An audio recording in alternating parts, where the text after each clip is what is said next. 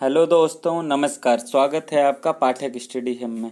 दोस्तों, आज हम इस वीडियो के माध्यम से 30 क्वेश्चंस का टेस्ट करेंगे, जिसमें 10 क्वेश्चन भूगोल से, 10 क्वेश्चन संविधान से और 10 क्वेश्चन इतिहास से रिलेटेड हैं। यदि आप हमारे चैनल पर नए हैं तो सबसे पहले हमारे चैनल को सब्सक्राइब करिए और बेल आइकन को ज़रूर दबाइए, जिससे कि हम कोई नई वीडियोज अपलोड करें तो सबसे पहले आपको नोटिफिकेशन मिले। चलते हैं पहले क्वेश्चन की तरफ। पहला क्वेश्चन है, भूगोल का जनक किसे कहा जाता है? तो इसका आंसर है इरेटोस्थनीज। इरेटोस्थनीज को भूगोल का जनक कहा जाता है। चलते हैं अगले क्वेश्चन पे। अगला क्वेश्चन है, भूगोल के लिए ज्योग्राफिका शब्द का इस्तेमाल या प्रयोग सर्वप्रथम किसने किया? तो भूगोल के लिए ज्योग्राफिका शब्द का प्रयोग इरेटोस्थनीज ने ही सर्वप्रथम किया था। अगला क्वेश्चन है, मानव भूगोल का पिता निम्नलिखित में से किसे कहा जाता है? तो इसका आंसर है कार्ल रिटर। कार्ल रिटर को मानव भूगोल का पिता कहा जाता है। चलते हैं अगले क्वेश्चन पे। भूगोल को मानव परिस्थिति के रूप में परिभाषित करने वाला विद्वान कौन था? तो भूगोल को मानव परिस्थिति के रूप में परिभाषित करने वाला विद्वान H.H. बैरोज था। चलते हैं अगले क्वेश्चन की तरफ। अगला क्वेश्चन है, भू आकृति विज्ञान का जन्मदाता किसे कहा जाता है? तो भू आकृति विज्ञान का जन्मदाता पेसल को कहा जाता है। चलते हैं अगले क्वेश्चन की तरफ। अगला क्वेश्चन है, भूगोल पृथ्वी को केंद्र मानकर अध्ययन करने वाला विज्ञान है, ऐसा किसने कहा था? तो इसका आंसर है वॉरेनियस। वॉरेनियस ने कहा था कि भूगोल पृथ्वी को केंद्र मानकर अध्ययन करने वाला विज्ञान है। चलते हैं अगले क्वेश्चन की तरफ। अगला क्वेश्चन है, सौरमंडल के बारे में विश्व के समक्ष जानकारी प्रस्तुत करने का श्रेय किस विद्वान को जाता है? तो इसका आंसर है कॉपरनिकस। कॉपरनिकस को सौरमंडल के बारे में विश्व के समक्ष जानकारी प्रस्तुत करने का श्रेय जाता है। क्वेश्चन है, सूर्य के चारों ओर घूमने वाले खगोलीय पिंड क्या कहलाते हैं? तो इसका आंसर है ग्रह। सूर्य के चारों ओर ग्रह घूमते हैं। ग्रहों की संख्या 8 है। सूर्य से बढ़ते हुई दूरी के क्रम में मैं आपको बता दे रहा हूँ। जैसे पहला ग्रह है बुध, दूसरा शुक्र, तीसरा पृथ्वी, चौथा मंगल, पांचवा बृहस्पति, छठा शनि, सातवां अरुण और आठवां वरुण। पृथ्वी को नीला ग्रह कहा जाता है। भोर या सांझ का तारा शुक्र को कहा जाता है। लाल ग्रह मंगल को कहा जाता है। वर्तमान में कुछ समय पहले बृहस्पति के पास सर्वाधिक ग्रह थे, लेकिन अभी हाल ही में नासा ने खोज किया है, जिसमें वर्तमान में शनि के पास 82 उपग्रह हैं। तो ये रहे ग्रहों से संबंधित कुछ और फैक्ट कि शनि के पास गोल गैस के छल्ले हैं। शुक्र और अरुण विपरीत दिशा में अपना घूर्णन करते हैं। जैसे पृथ्वी पश्चिम से पूरब की तरफ घूमती है, अन्य ग्रह भी पश्चिम से पूरब की तरफ घूमते हैं, लेकिन शुक्र और अरुण पूर्व से पश्चिम की तरफ घूमते हैं। तो वहाँ पर सूर्योदय पश्चिम दिशा में और सूर्यास्त पूर्व दिशा में होता है। ये रहे ग्रहों से संबंधित बातें। चलते हैं अगले क्वेश्चन की तरफ। अगला क्वेश्चन है, भूलोक भूतल का अध्ययन है, ऐसा किसने कहा था? तो इसका आंसर है कांट। कांट महोदय ने कहा था कि भूगोल भूतल का अध्ययन है। चलते हैं अब अगले क्वेश्चन पे। अगला क्वेश्चन है, लेखानुदान संघ सरकार को कौन सी अनुमति प्रदान करता है? तो लेखानुदान का मतलब ये है कि जब कभी कभार बजट पास होने वाला रहता है या फिर पैसे ख़त्म हो जाते हैं सरकार के, जितना उन्होंने अपना बजट में रखा है, काम उससे ज़्यादा हुआ, तो निश्चित अवधि के लिए भारतीय संचित निधि से धन निकालने की अनुमति होती है, जो लेखानुदान होता है। तो इसका ऑप्शन डी। चलते हैं अगले क्वेश्चन पे। अगला क्वेश्चन है, समान कार्य के लिए समान वेतन किस प्रकार का अधिकार है? तो ये इसका आंसर है आर्थिक अधिकार है। आर्थिक अधिकार का मतलब है कि अर्थ मतलब धन, समान कार्य के लिए समान वेतन, वेतन जब बराबर मिलेगा तो ये आर्थिक अधिकार हुआ। चलते हैं अब अपने अगले क्वेश्चन की तरफ। अगला क्वेश्चन है, भारतीय संविधान का कौन सा अनुच्छेद प्रेस की स्वतंत्रता की बात करता है? तो प्रेस की स्वतंत्रता की बात मतलब वाक एवं अभिव्यक्ति की स्वतंत्रता अनुच्छेद 19(1) में दिया गया है, लेकिन ऑप्शन में 19 है तो 19 में दिया गया है, 19 के अंतर्गत ही आता है 19(1). चलते हैं अगले क्वेश्चन पे। अगला क्वेश्चन है, निम्न में से कौन सी संसदीय व्यवस्था की विशेषता नहीं है? तो इसका आंसर है ऑप्शन डी, इस व्यवस्था में राष्ट्रपति द्वारा निचले सदन का विघटन नहीं किया जा सकता है। जैसे इसकी विशेषता दी गई है दोहरी शासनात्मक व्यवस्था, बहुमत दल का शासन, शासन का नेतृत्व प्रधानमंत्री के हाथों में होता है। ये तीनों पॉइंट हैं भारत की संसदीय व्यवस्था में। दोहरी शासनात्मक व्यवस्था मतलब है कि केंद्र में प्रधानमंत्री और राज्य में मुख्यमंत्री। बहुमत दल का शासन, जिसका बहुमत रहेगा उसका मुख्यमंत्री भी होगा और प्रधानमंत्री भी होगा। शासन का नेतृत्व प्रधानमंत्री के हाथों में होता है। ये भी जानते हैं सभी लोग कि शासन का नेतृत्व प्रधानमंत्री के हाथ में होता है। चौथा ऑप्शन विशेषता इसकी नहीं है कि इस व्यवस्था में राष्ट्रपति द्वारा निचले सदन का विघटन नहीं किया जा सकता। निचला सदन मतलब लोकसभा, जिसका विघटन किया जा सकता है, उच्च सदन का विघटन नहीं किया जा सकता है। चलते हैं अब अगले क्वेश्चन की तरफ। अगला क्वेश्चन है, भारतीय संसद किसके मिलने से बनती है? भारतीय संसद, तो इसका आंसर है लोकसभा, राज्यसभा और राष्ट्रपति। इन तीनों लोगों के मिलने के बाद ही भारतीय संसद का निर्माण होता है। संसद में लोकसभा, राज्यसभा और राष्ट्रपति, ये तीनों लोग सम्मिलित होते हैं। चलते हैं अब अपने अगले क्वेश्चन की तरफ। अगला क्वेश्चन है, निम्नलिखित में से किस एक की अध्यक्षता ऐसे व्यक्ति द्वारा की जाती है जो कि उसका सदस्य नहीं होता है? तो इसका ऑप्शन है विधानसभा, लोकसभा, राज्यसभा, मंत्रिपरिषद। तो इसका आंसर है राज्यसभा। राज्यसभा की अध्यक्षता सभी को मालूम है कि उपराष्ट्रपति के द्वारा की जाती है जो उसका सदस्य नहीं होता है। तो इसका आंसर रहा राज्यसभा। राज्यसभा का सदस्यता, ये अध्यक्षता उपराष्ट्रपति के द्वारा की जाती है। और कभी कभार क्वेश्चन पूछते हैं कि उपराष्ट्रपति किसका वेतन लेता है? तो इसका आंसर आता है कि राज्यसभा का अध्यक्ष होने के कारण उसे वेतन दिया जाता है। चलते हैं अगले क्वेश्चन पे। अगला क्वेश्चन है, भारत एक कल्याणकारी राज्य है, यह कहाँ से पता चलता है? तो इसका आंसर है भारत एक कल्याणकारी राज्य नीति निर्देशक तत्वों द्वारा। इसे भारत एक कल्याणकारी राज्य है, यहीं से पता चलता है नीति निर्देशक तत्वों द्वारा। नीति निर्देशक तत्व मूल कर्तव्य के बराबर है। नीति निर्देशक तत्व का मतलब ये होता है कि सरकार के द्वारा क्या क्या किए जाएंगे ये लोगों के ऊपर, जैसे देश की जनता को कौन सी सुविधाएं दी जाएगी, कैसे कौन सी योजनाएं शुरू की जाएगी, इन सब चीज़ों का उल्लेख नीति निर्देशक तत्वों के द्वारा किया गया। ये BN राव जो कि संविधान के संवैधानिक सलाहकार थे, उन्हीं के सुझाव पर इसका गठन किया गया था। और एक इसमें सबसे ये है कि अक्सर क्वेश्चन बना लिया जाता है कि नीति निर्देशक तत्वों को सर्वोच्च न्यायालय में इसके खिलाफ किसी भी प्रकार के मुकदमा या फिर कुछ भी दायर नहीं किया जा सकता। ठीक है, चलते हैं अगले क्वेश्चन पे।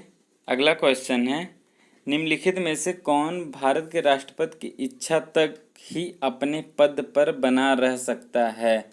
इसका आंसर है ऑप्शन सी, राज्यपाल। आप सभी को पता है कि राज्यपाल की पोस्ट एक प्रसाद पर्यंत होती है जो राष्ट्रपति के द्वारा दी गई रहती है। जब तक राष्ट्रपति चाहेंगे तब तक वो राज्यपाल किसी भी राज्य के राज्यपाल रहेंगे, अदरवाइज उन्हें बुला लिया जाएगा। तो प्रसाद पर्यंत पोस्ट होती है।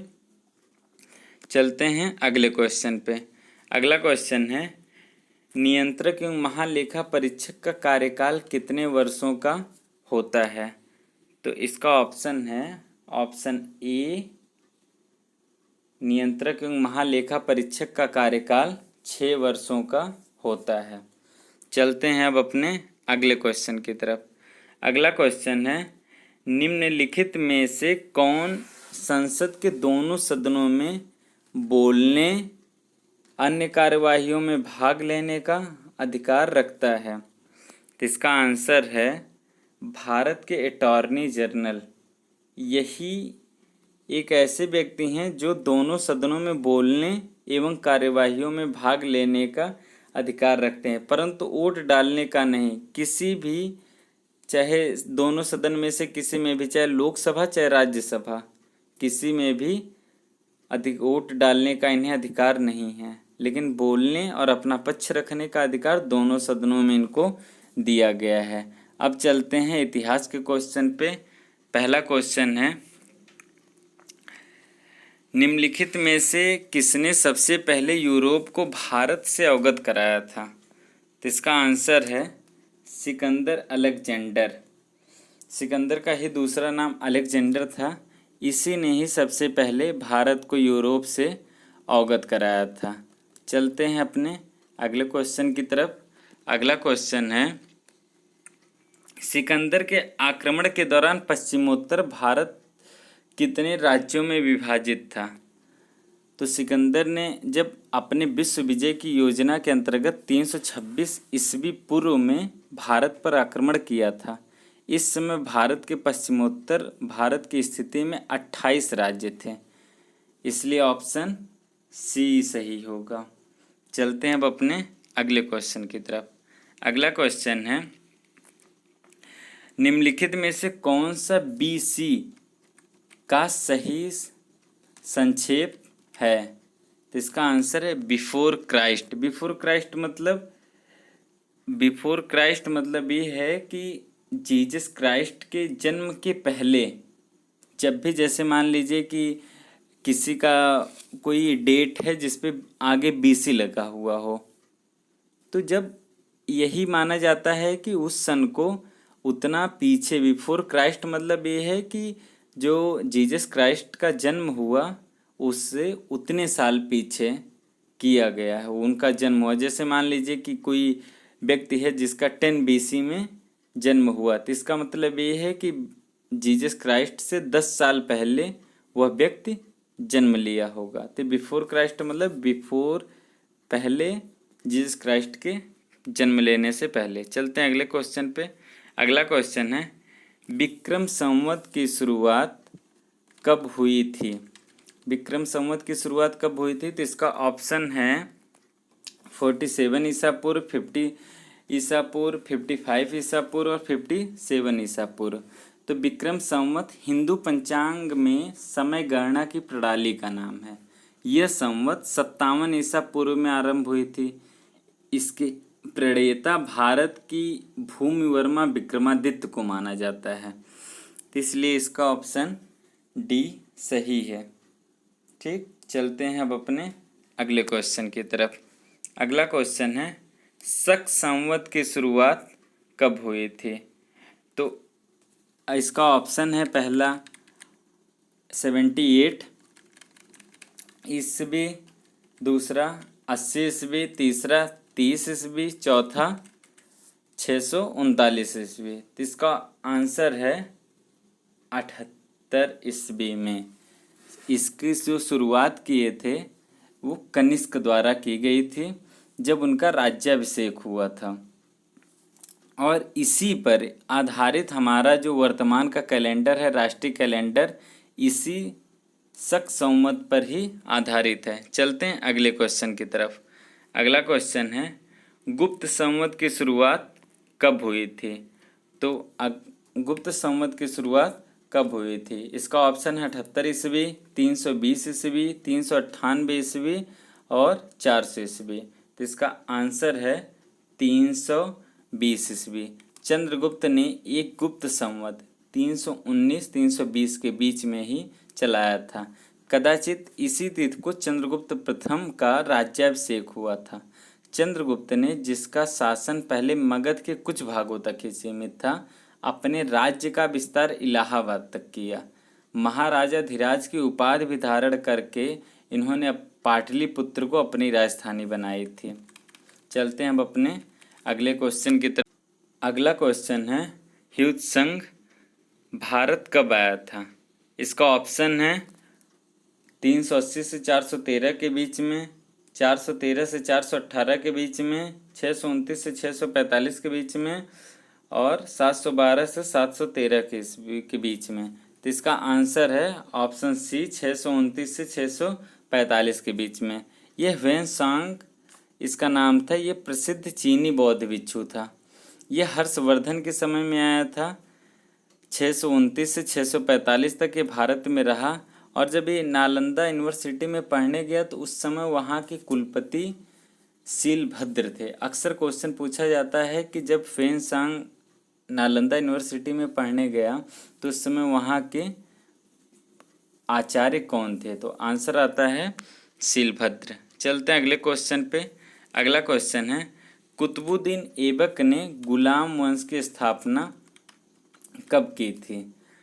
ऑप्शन है इसका 1175, 1278, 1280 और 1206। तो इसका आंसर है 1206, क्योंकि इसी समय कुतुबुद्दीन ऐबक राजा बना था और 1210 में इसके पोलो खेलते वक्त मृत्यु हो गई थी।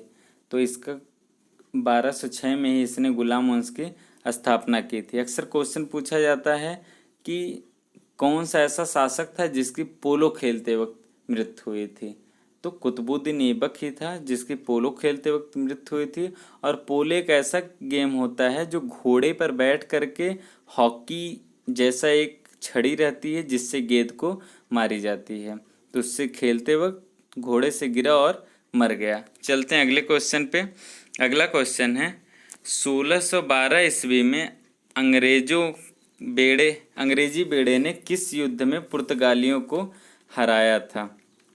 तो इसका आंसर है सूरत के युद्ध में अंग्रेजी बेड़े ने पुर्तगालियों को हराया था। 1600 ईस्वी में कुछ अंग्रेजी व्यापारियों ने इंग्लैंड की महारानी एलिजाबेथ से भारत से व्यापार करने की अनुमति ली। इसके लिए उन्होंने ईस्ट इंडिया कंपनी नामक एक कंपनी बनाई जिसकी 1600 ईस्वी में स्थापना किया। उस समय तक पुर्तगाली यात्रियों ने भारत की यात्रा का समुद्री मार्ग खोज निकाला था, क्योंकि पुर्तगाली ही था वास्को डी गामा जो 1498 ईस्वी में भारत आया था। और जब वो भारत में आया तो उसका स्वागत जमोरिन नाम करके एक राजा ने किया जो वहाँ का शासक था। तो अक्सर क्वेश्चन पूछा जाता है कि जब वास्को डी गामा भारत आया था तो उस समय वहाँ का शासक कौन था? तो शासक का नाम था जमोरिन। और भारत के ही एक गुजरात के जो कहा जा सकता है कि दिशा बताने वाले हैं, उनका नाम अब्दुल हमीद था जो लेकर के आए थे उन्हें।